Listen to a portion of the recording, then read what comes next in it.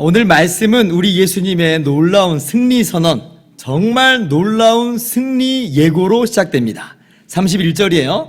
이제 이 세상에 대한 심판이 이르렀으니 이 세상 임금이 쫓겨나리라. 여러분, 오늘 이 말씀이 얼마나 엄청난 말씀인지, 우리 인류에게 이게 얼마나 좋은 소식인지를 우리가 알아야 해요. 지금 예수님께서 이야기하신 이 세상 임금은 당시 세계를 호령하던 로마 제국의 황제를 말씀하는 게 아니에요. 그보다 훨씬 더 막강하고 그보다 훨씬 더 치명적인 사탄, 마귀를 일컬어서 하시는 말씀이에요. 원래 사탄은 이 세상하고 우리 인류하고 아무런 상관이 없는 존재였습니다. 사탄이 원래부터 이 세상 임금이었던 것은 아니란 말이에요. 그런데 아담과 하와가 처음으로 지으심을 받았을 때에 사탄이 뱀의 모습으로 찾아가가지고 아담과 하와를 죄짓도록 유혹을 했죠. 하나님께서 먹지 말라 하신, 먹는 날에는 너가 정녕 죽으리라 말씀하신 그 선악과를 따먹도록 유혹한 거예요. 야, 네가 이거 먹는 날에는 눈이 밝아져서 하나님같이 될 거야. 그래도 아무리 사단이 유혹을 해도 아담과 하와가 먹지를 말았어야죠. 여러분, 아담과 하와는요, 먹지 않을 수 있는 능력이 있었습니다. 우리야 타락 이후로는 죄로 완전히 물들어 버리고 기울어지고 오염돼 가지고요, 죄를 짓지 않을 능력이 상실되어 버렸지만 첫사람인 아담과 하와는 다릅니다. 전혀 죄에 오염되지 않는 순수한 상태였거든요. 죄를 안 질 수 있었단 말이에요.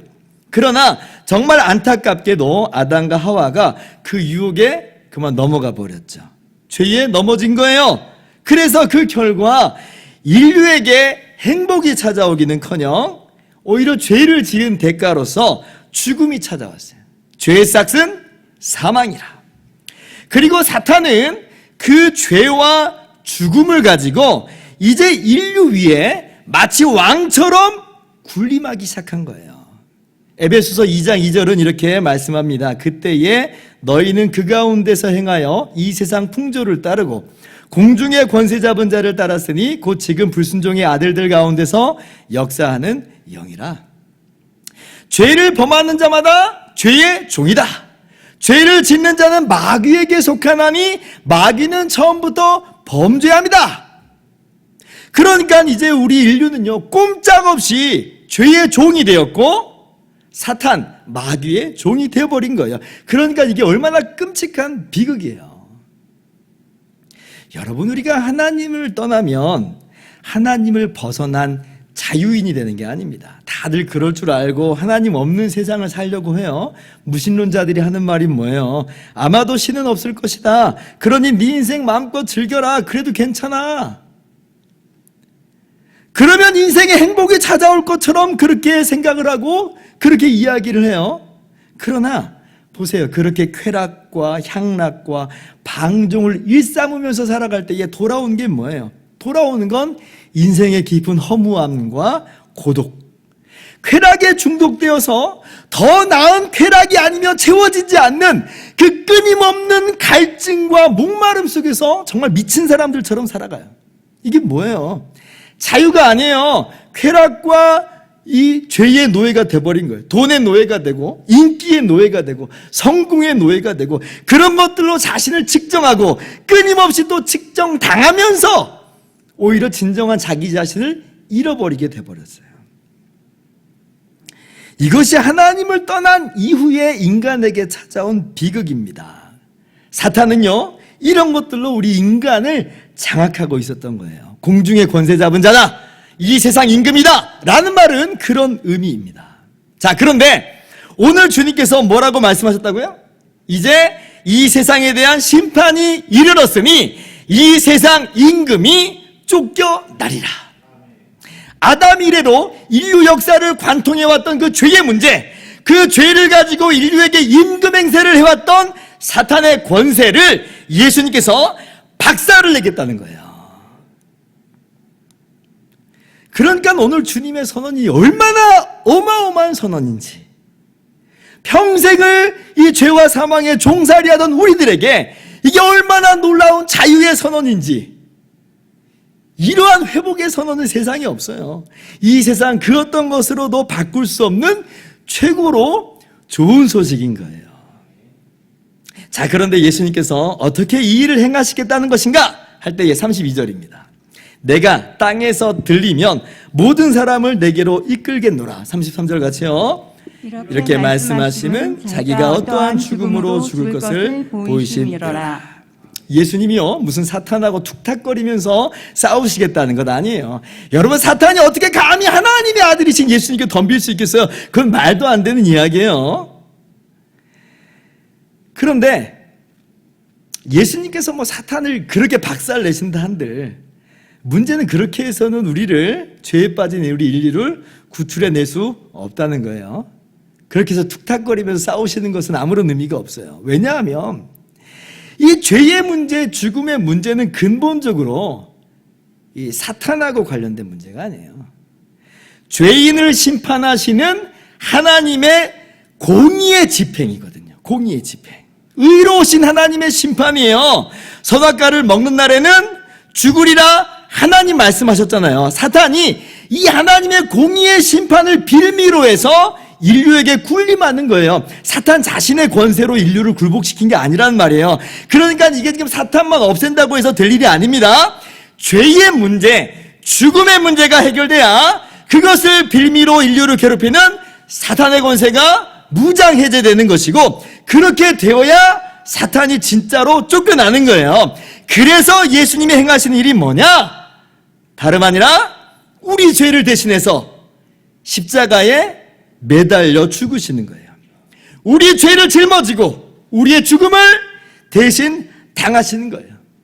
죽음으로써 얻는 승리, 하늘의 밀이 땅에 떨어져 죽음으로 많은 열매를 맺는 것, 이것이 예수님이 행하시는 일이고 이것이 진정한 승리 방정식이에요. 십자가를 통한 영광, 예수님께서 내가 땅에서 들리면 이라고 말씀하신 의미가 바로 이거예요. 십자가를 말하는 십자가. 여러분, 십자가가 어떠한 형벌인지 여러분도 잘 아실 거예요. 양손과 양발이 십자가에 못 박히죠. 나무에 사람 몸을 그렇게 고정시키는 거예요. 그리고 그 상태로 십자가를 들어 올려요. 그럼 사람 몸뚱이가 이 나무 십자가에 못 박힌 채로 말 그대로 들려 올려지는 거예요. 예수님께서 지금 자신이 어떠한 죽음으로 죽으시는 것까지도 정확하게 말씀하여 주시는 거죠. 내가 땅에서 들리면 십자가예요, 십자가. 자, 그래서요, 예수님께서 그렇게 땅에서 들리면 어떻게 된다는 거예요? 이 세상 임금이 쫓겨나리라. 예수님이 우리의 모든 죄값을 다 지르셨기에 우리가 죄 용서받은 것이고, 예수님이 우리의 죽음을 대신 죽으셨기에 우리는 예수 그리스도 안에서 거저 영생을 얻게 된 거예요. 그러므로 예수 그리스도 안에 있는 우리에게는 이제 사탄이 아무런 권세도 휘두를 수가 없는 것입니다. 예수 믿는 자에게 이러한 복이 있는 거예요. 요한복음 3장 14절에도 이미 분명하게 말씀하셨습니다. 모세가 광야에서 뱀을 든 것 같이 인자도 들려야 하리니. 15절 같이요. 이는 그를 믿는 자마다 영생을 얻게 하려 하심이라. 오늘 내가 땅에서 들리면 모든 사람을 내게로 이끌겠다 하시는 그 말씀하고 똑같은 말씀이에요. 똑같은 말씀이에요. 여러분, 예수를 믿는 자는 영생을 얻습니다. 영원히 예수 그리스도 안에 거하게 되는 거예요. 천국의 영광이, 그 기쁨이 영원토록 주어지는 거예요. 여러분, 오늘 이 진리의 말씀을 분명히 믿으시기 바랍니다. 자, 그런데 안타깝게도 오늘 이 예수님의 이 복된 말씀을 듣는 유대인들은요, 예수님의 말씀을 이해하지를 못하고 또 받아들이지를 못해요.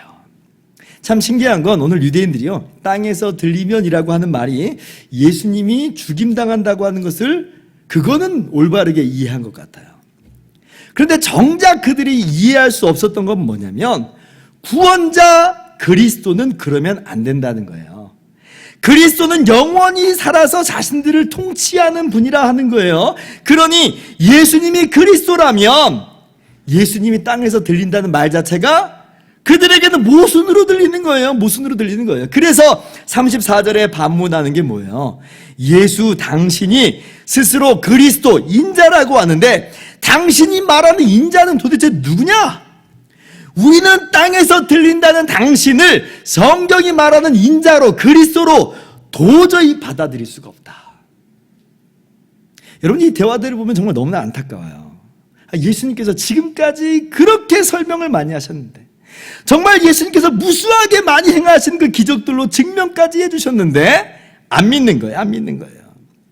예수님의 영원한 통치는 십자가를 지나고 나서야, 십자가를 통해서야만 부활과 승천으로 이어짐으로 주님의 영원한 통치가 이루어지는 건데 그걸 모르는 거예요. 그걸 모르는 거예요. 지난주에 런닝맨이라는 프로그램을 제가 봤는데 보니까 스피드 퀴즈 게임 하더라고요. 근데 이제 여기 핸디캡이 있어요. 다른 출연자들이 사용하지 않는 단어를 사용해가지고 설명을 해야 되는 거예요. 그러니까 그걸 피하면서 설명을 해야 되니까요. 못 맞추는 거예요. 못 맞추는 거예요. 정답이 미나리였는데, 미나리. 아니, 그 쉬운 걸 세상에 못 맞춰요. 제가 보면서 고구마를 한 10개 먹은 것 같았어요. 너무 못 맞추니까. 아니, 어떻게 저걸 모르냐. 근데 오늘 유대인들을 보면 그것보다 더해요. 고구마를 한 100개 먹은 것 같은 답답함이 있어요. 아니, 왜 모를까? 왜 예수님이 그리스도이심을, 왜 예수님이 죽으심으로 우리를 구원하심을, 나사로를 살리는 걸 보면 예수님이 부활이심을 분명히 보여주셨는데 왜 못 믿을까? 왜 안 믿을까? 여러분, 우리가 예수님을 알게 되고 믿게 된 것이 참 복이고 은혜라고 하는 것을 여러분 아셔야 됩니다. 우리가 예수님 직접 한번 그 얼굴 보면 소원이 없겠다 막 그러잖아요. 제자들 직접 봤으니 얼마나 좋겠어. 그런데요, 오늘 유대인들은요, 두 눈 부릅뜨고 예수님 직접 보고 있는데 그 말씀 직접 듣고 있는데도 안 믿어요. 안 믿어요. 못 믿어요. 못 믿어요. 꼭 우리가 그래서 두 눈으로 본다고 해서 그게 다가 아니에요. 예수님을 믿게 하시는 은혜가 진짜 최고의 복이에요. 그러면 여러분, 도대체 오늘 유대인들이 왜 예수님을 그리스도로 구원자로 믿지 않는 걸까요? 이 시대의 사람들은 왜 예수님을 믿지 않는 걸까요? 오늘 성경은 구약 이사야서의 예언의 말씀을 인용하면서 그 이유를 두 가지로 말씀하여 주십니다. 첫째로, 그들은 눈에 보이는 외모만 보았기에, 그리고 눈에 보이는 세상 영광만을 추구했기 때문에 예수님을 믿을 수 없었습니다. 38절 말씀 보세요.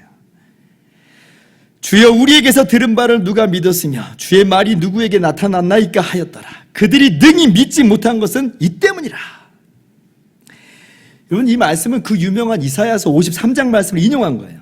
700년 전에 이사야 선지자가 53장 말씀에서 예고한 대로 지금 유대인들이 그렇게 믿지 않고 있다는 거죠. 자, 한번 이사야 53장으로 한번 가봅시다. 구약성경 1033페이지예요.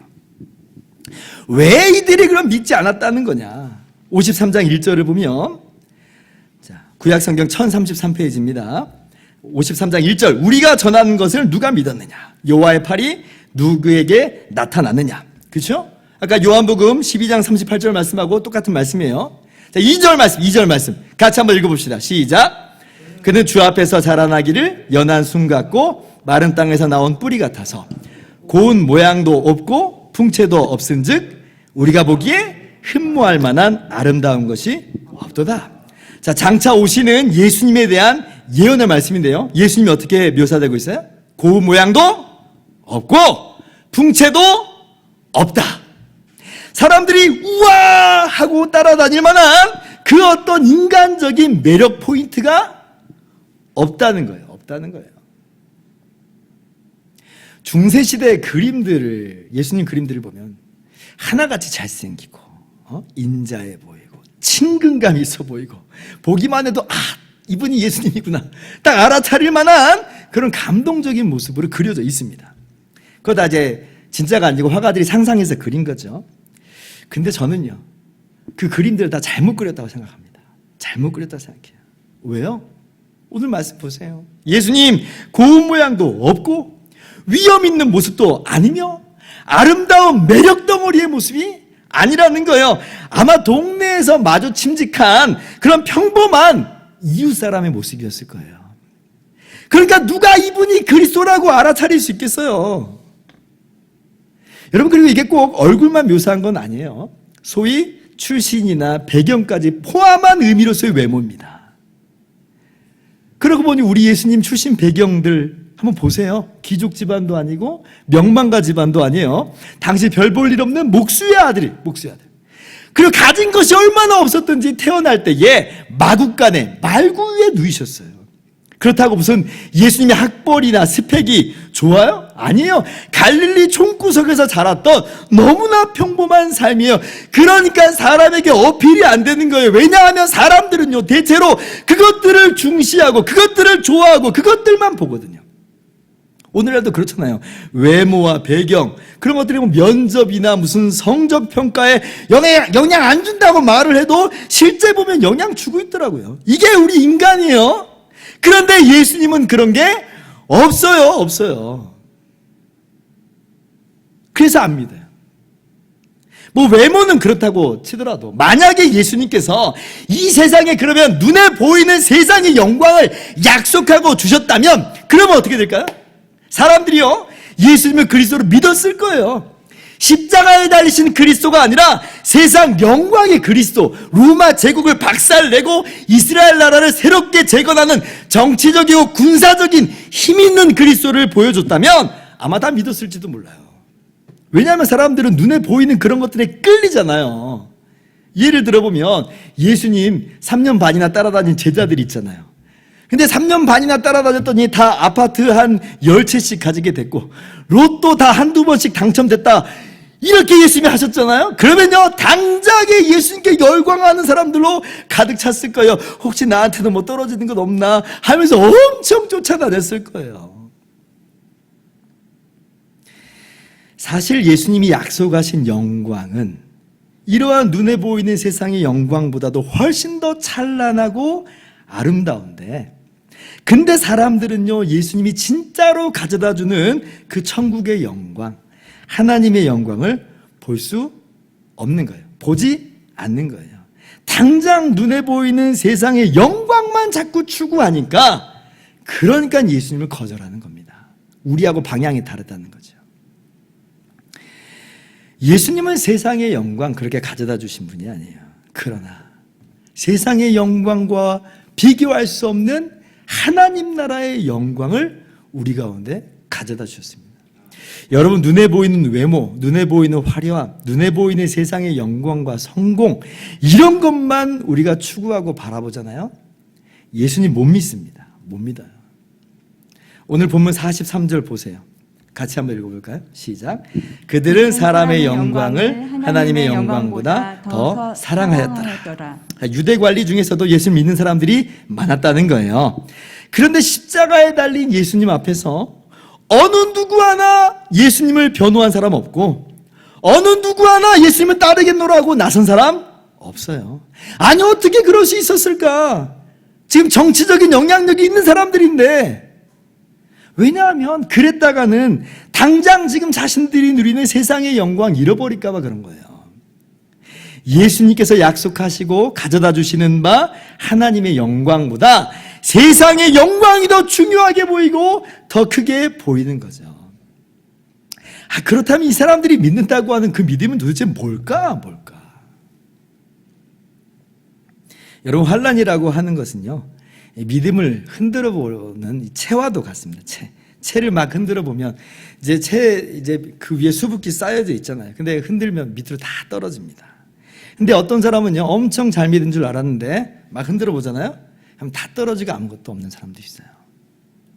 세상 영광만 보고 믿으면 그렇습니다. 그러나 눈에 보이는 외모, 화려함, 눈에 보이는 성공과 영광이 아니라 눈에 보이지 않는 참된 하늘의 영광 바라보면서 십자가에 달리신 예수님 믿는 사람은요, 환난이라는 채를 아무리 흔들어 보아도 남는 게 있어요. 그게 참 믿음이에요. 여러분, 눈에 보이는 것 때문에 예수님 믿고 있습니까? 아닌 줄 알아요. 그러니까 이 코로나라는 어려운 상황 속에서도 어떻게 하든지 하나님을 예배하고자 예배당에 또 영상으로 이렇게 하나님을 우리가 예배하고 있잖아요. 여러분에게 눈에 보이지 않는 하나님의 영광을 보게 하시고 예수님을 주와 그리스도로 믿게 하신 하나님을 찬양합니다. 이러한 바른 믿음 안에 굳건히 서시기를 주님의 이름으로 축원합니다. 둘째로, 그들은 하나님께서 예수님을 믿게 하시는 은혜를 주시지 않았기 때문에 죄악 가운데 그대로 내버려 두셨기에 예수님을 믿을 수 없었습니다. 사실 이게 궁극적인 이유예요. 궁극적인 이유예요. 39절 말씀 다시 한번 볼까요? 그들이 능히 믿지 못한 것은 이 때문이니 곧 이사야가 다시 일렀으되, 40절 같이요. 그들의 눈을 멀게 하시고 그들의 마음을 완고하게 하셨으니 이는 그들로 하여금 눈으로 보고 마음으로 깨닫고 돌이켜 내게 고침을 받지 못하게 하려 함이라 하였음이더라.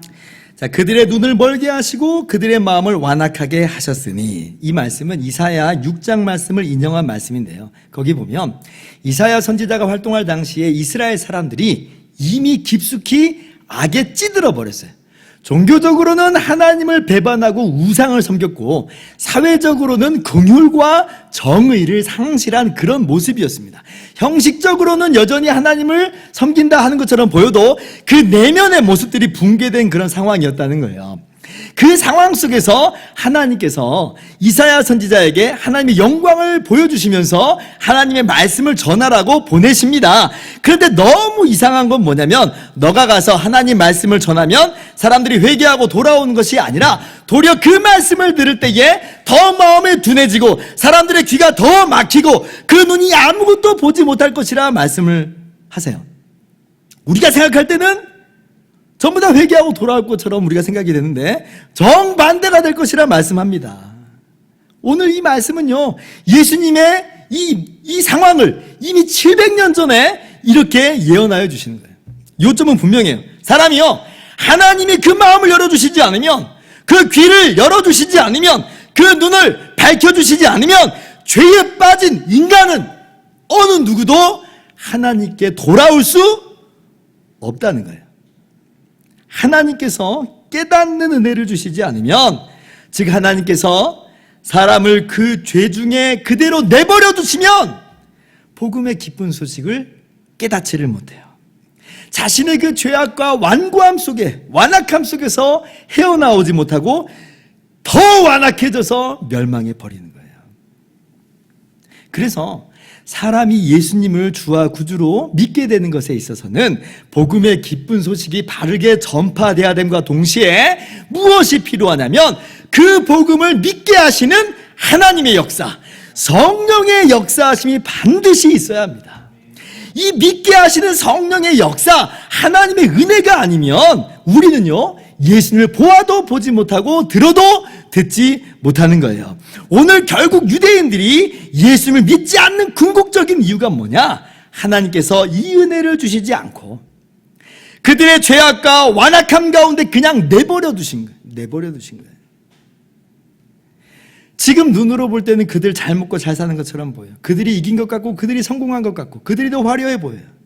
그러나 내버려 두심을 당한다는 건요, 끔찍한 저주예요. 끔찍한 저주예요. 왜냐하면 주님을 알고 믿고 하나님께서 주시는 영광을, 참된 영광을 받지 못하기 때문에 그렇습니다. 오히려 영원한 심판과 저주 아래, 형벌 아래 놓이게 될 것인데, 내버려 두시는 이 은혜가요, 얼마나 끔찍한지를 우리가 알아야 돼요. 반대로 그렇다면 돌려 생각해보면 우리를 내버려 두시지 않고 지금 우리로 하여금 예수님을 나의 주와 구주로 믿게 하셨다는 것은, 이건 정말 얼마나 놀라운 은혜인지를 우리가 알아야 돼요. 성령 하나님의 초자연적인 역사, 예수님을 믿게 하는 하나님의 놀라운 은혜가 우리 가운데 주어졌다는 거예요. 기적이에요, 기적. 우리에게 기적이 일어났습니다. 그래서 우리가 예수님 믿게 된 거예요. 오늘 이 말씀은 불신의 책임을 하나님께 돌리자고 하시는 말씀이 아니라는 걸 알아야 됩니다. 만약 그런 거라면 예수님께서 오늘 반복해서 믿으라는 말씀 자체 안 하셨을 거예요. 이사야를 보내시는 그 수고, 그리고 무수하게 많은 선지자들을 보내시는 수고 하나님 안 하시죠. 근데 오늘 예수님 보세요. 36절에도 믿으라, 그리고 44절에도 46절에도 반복해서 예수님 자신을 믿을 것을 계속해서 요구하세요. 그러니까 분명히 나는 믿고 싶었는데 하나님께서 은혜 안 주셔서 못 믿는 거야 하는 변명, 그런 변명은 있을 수가 없어요. 믿으면 되는 거거든요. 이게 참 신비이긴 하지만 그러나 분명한 것은 예수님 믿는 사람들에게는 궁극적으로 믿게 하시는 하나님의 은혜, 성령의 역사가 개입한 것이로구나 하는 거예요. 여러분, 이 말씀이 위로가 되기를 바랍니다. 하나님 내 인생에 개입하신 적이 없어요. 아니에요. 그 속임수예요. 그러지 않아요. 지금 예수님을 믿고 있다는 것 자체가 하나님의 놀라운 개입이 있었다는 거예요. 하나님의 신비한 역사가 있었다는 거예요. 놀라운 은혜를 하나님께서 부어주신 것입니다. 기뻐하시기 바랍니다. 감사하고 또 확신하시기를 바랍니다. 그런 한편 오늘 말씀 속에서 좀 고민스러운 분들도 있을 수 있어요. 좀처럼 믿어지지 않아서 번민하는 분들이 있잖아요. 나에겐 왜 이런 은혜가 없는가? 내가 그래도 예배당에 나오는 이유가 그래도 좀 믿어볼까 하는 마음인데, 근데 이 복된 소식을 들어도 좀처럼 믿어지지 않아서 아직도 마음의 문을 못 열고 있는 분들이 있어요. 그런 분들에게는 오늘 말씀이 참 고민이죠. 내게 왜 이런 은혜를 안 주시는가? 그러나 여러분, 이게 고민할 만한 일만 아니에요. 오히려 오늘 말씀에서 가르쳐 주시는 바가 뭐예요? 믿게 하시는 분이 궁극적으로 하나님이라는 걸 알게 됐잖아요. 그죠?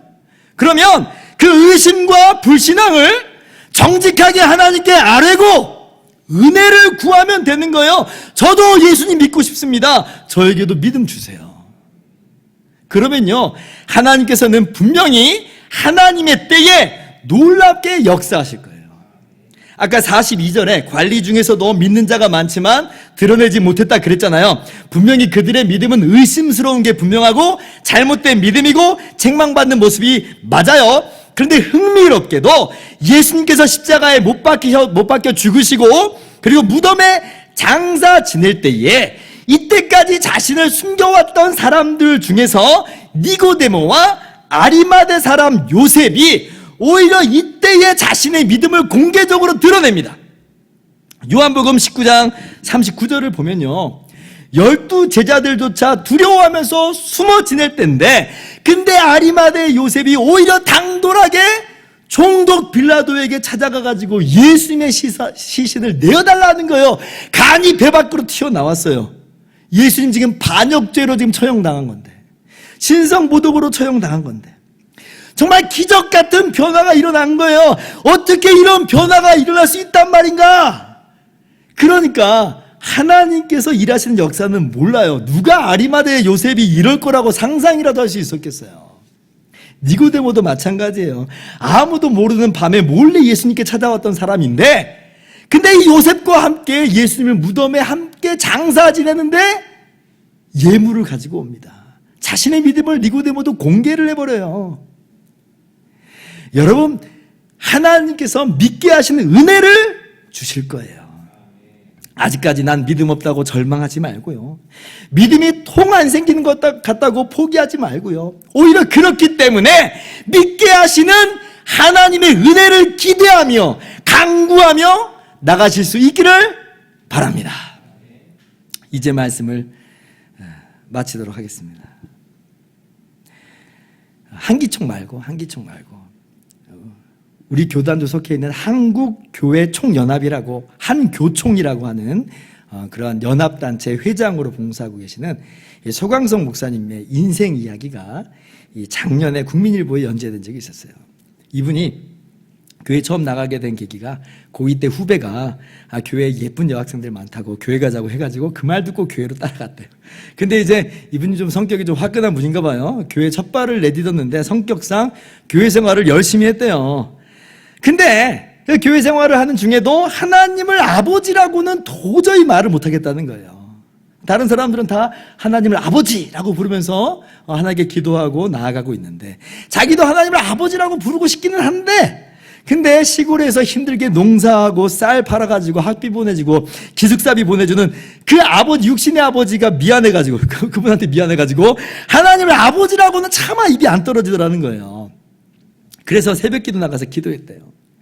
하나님, 제가 진정한 하나님의 자녀이고 정말 예수님을 믿는 자녀라면 저 옆에서 기도하는 사람들처럼 제 입에서 하나님 아버지를 불러보게 하옵소서 정말 간절하게 기도했대요. 그런데 그렇게 기도하는데 갑자기 가슴이 뜨거워지면서 자기도 모르게 입에서 아버지, 아버지 하면서 눈물이 펑펑 쏟아지더라는 거예요. 그렇게 아침 해가 떠오를 때까지 한참을 아버지라고 부르고 또 부르면서 엎드려 울며 기도하는 시간이 있었다. 이분이 하시는 말씀 뭐냐면 그때가 아마 주님 앞에서 내가 거듭난 순간인 것 같다. 그렇게 얘기하더라고요. 그래서 그 다음부터는 친구들에게 나도 하나님의 자녀다. 얼마나 자랑하면서 다녔는지 그러한 기사를 제가 본 적이 있습니다. 하나님께서 은혜를 주세요. 은혜를 주세요. 고신대 교수님이셨던 박영돈 목사님께서 페이스북에 이런 말을 한 적이 있습니다. 예수님의 부활은 인류 역사의 전무후무한 기적이다. 그리고 주님의 부활을 믿는 신앙도 우리 생애에 일어난 전무후무한 기적이다. 인상적인 글이었어요. 내가 예수님 믿게 된 것, 이거 하나님이 행하신 일이에요. 하나님이 행하신 기적이에요. 그래서 우리가 죄 용서받고 의롭다함 얻어서 하나님의 자녀가 되고 영광의 나라를 기업으로 얻게 된 거예요. 오늘 하나님께서 그러한 은혜를 주십니다. 이미 얻은 자들은 이러한 은혜를 기뻐하고 감격하며 살 것이고, 그리고 아직도 긴가민가하는 분들은요 하나님의 은혜를 구하면서 나아갈 때에 오늘도 주님의 놀라우신 은혜로 말미암아 우리가 하늘 영광에 함께 참여하게 될 것입니다. 눈에 보이는 그런 세상의 영광만 추구하면서 살지 말고요, 그러한 하늘 영광을 바라보면서 그 하늘 영광을 얻는 은혜로 충만하게 되기를 주님의 이름으로 축원합니다. 기도하겠습니다.